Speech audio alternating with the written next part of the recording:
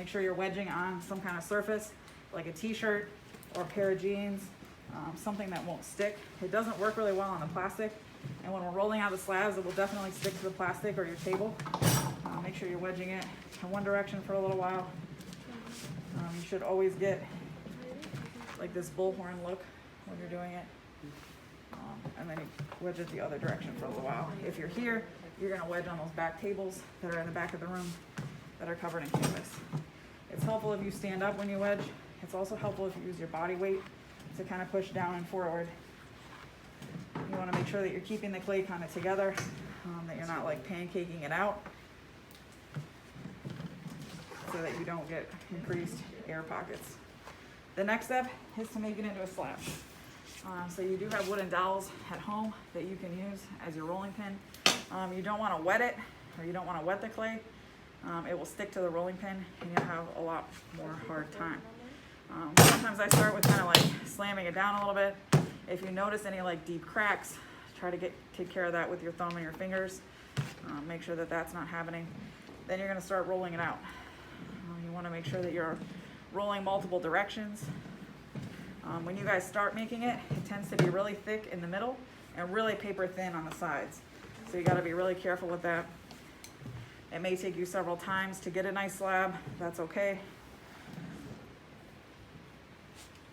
Really make sure you're rolling multiple directions.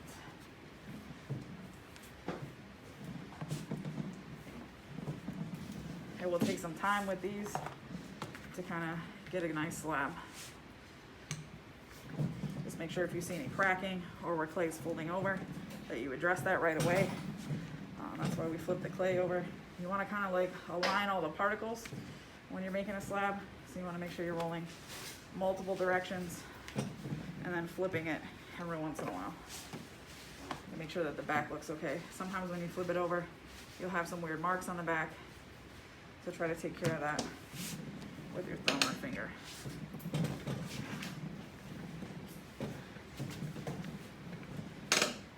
You want to spread it out so you have like a nice big surface. You don't want to work in just one direction.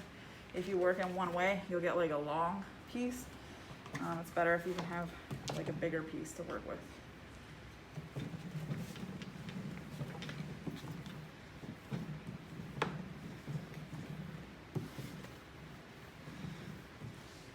Sometimes it helps to kind of feel your clay.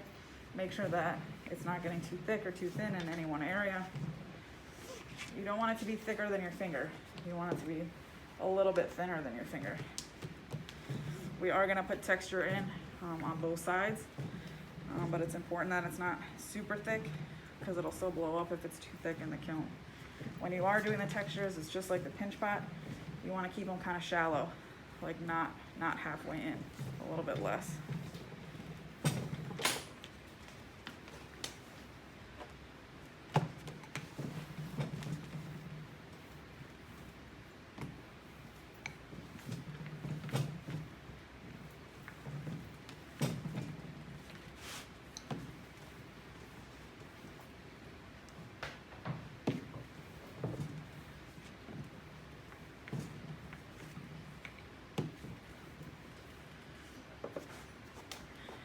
If you need to check the thickness, sometimes you can kind of feel it. Sometimes I take the needle tool and cut one side and then kind of just make sure that it's about even. You really want to make sure that it's not like super thick in the middle and like paper thin on the sides. That's going to cause problems. Sometimes you do get a little thin on one side. That's okay. Just don't do your design over in that area. So once you feel like you have a pretty good design, you kind of really have two options to do next. You can either cut the shape out or you can do the texture.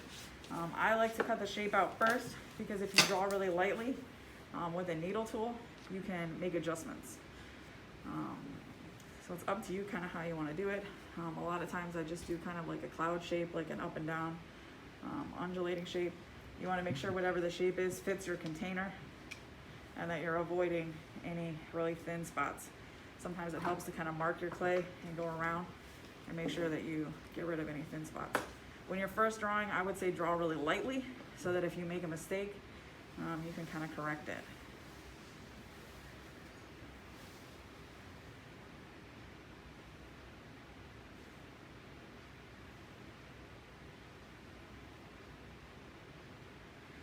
If you're doing it really deep, sometimes you cut too far, then you'd have to start over. So it's a lot easier if you kind of just draw really lightly when you're first starting. Then you're going to cut it out. Just use your needle tool, take your time, kind of follow your original drawing. It's okay if it makes slight adjustments. Again, make sure you don't have anything that's pointy, that's a cut that's going in. It's okay if it's pointy on the way out. And then you got whatever your shape is. I would take some time if there is any like mistakes where you've doubled over something. Just use your finger and just get those lines out of there. All right, you got your container, and then you need to wrap it in a plastic bag. This part's really important to make sure that the clay doesn't stick. If you just put the clay upside down over the container, the clay as it's drying will grab your container and it's not gonna come free. If you put the plastic bag in there, it really helps make sure that it's gonna come off. So again, make sure you're picking a container that's got a smooth edge, and then wrap it up really well with the plastic and have that ready. The next step is to decorate the inside. You want to make sure you're not adding a ton of water, but it's helpful to kind of like smooth it out. Any kind of texture is fine. It's up to you. You've played around with the clay before. Again, I would say practice on a piece of clay if you're not sure what you want to do before you get started. One that I like to do sometimes is circles. So I take the back of my needle tool and the back of my loop tool, and I can get a bunch of circles pretty fast. You can do the texture first, but then if you do mess up the shape when you're drawing it, sometimes you can't like correct it and you have to like start over. It is important that you're doing the texture that's going to be on the inside first. We're going to flip the inside texture over on top of that container. So it's really important that you do the inside before you flip it. You will be able to still get to the outside, but you're not really going to be able to get to the inside. Okay, so once you figure out whatever texture you got, then you're going to be really kind of careful. Sometimes I kind of try to line this up before I flip it, try to get it like right in the middle, and then really like be gentle when you're flipping it over. Make sure that your container can stand. If you happen to have a container that has like a lid that's kind of bubbly, like some of the Lysol containers, you can kind of like take the lid off and it will still stand. All right, the next step is to try to get it to like drape down. Once you make clay something, it wants to be that. So if you make it a slab and it's like totally straight, it just wants to be straight. So it's important that if you get started on this today, that you do get it flipped upside down so that it'll start to like fall the way that you want it to. You don't want to add a ton of water, but it's helpful if you take your sponge and kind of support the wall and then kind of start pushing it down a little bit. You can also take some time to really go around the lip. We are going to add texture to it later, but while it's upside down, it's going to be upside down for a long time, like several days, several class periods. You're not going to be able to get to the inside, but you'll be able to do the outside. You don't want to add a ton of water. If you're not quite happy with your shape, the way it's just hanging, you can use newspaper or you can use extra plastic bags. I like to wad up some plastic bags, stick it like underneath, and then kind of like pinch around it. And then that kind of gives it like a nicer shape when it's turned over. So you're welcome to do that. While you're here in the class, you want it to kind of air out a little bit. Like take the time to kind of like finesse it down and kind of work on the inside cracks.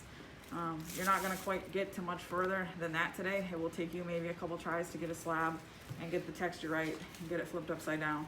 And then next time we'll work with your slip and getting the coil on the bottom. You do want to make sure that you're starting to collect all those little dry pieces of clay, all the little schmutz that happens. Leave the container open. If you don't have any schmutz, let it start drying out. If you already have some bone dry clay, fill it with water enough to just cover it, and then overnight it will start to, we call it slake down, and then we'll be able to mix it up next time. You will need slip next time. So if you have some scraps, break them up, let them air out, put them in your container, and then tomorrow you should be able to add a little bit of water to it, and then we'll be able to mix up slip next time. Before you leave today, you want to make sure that you really wrap this. Take a big bag and just put it right over the top, and then try to tuck it in a little bit. And then we'll continue with the lip and the foot and the texture next time.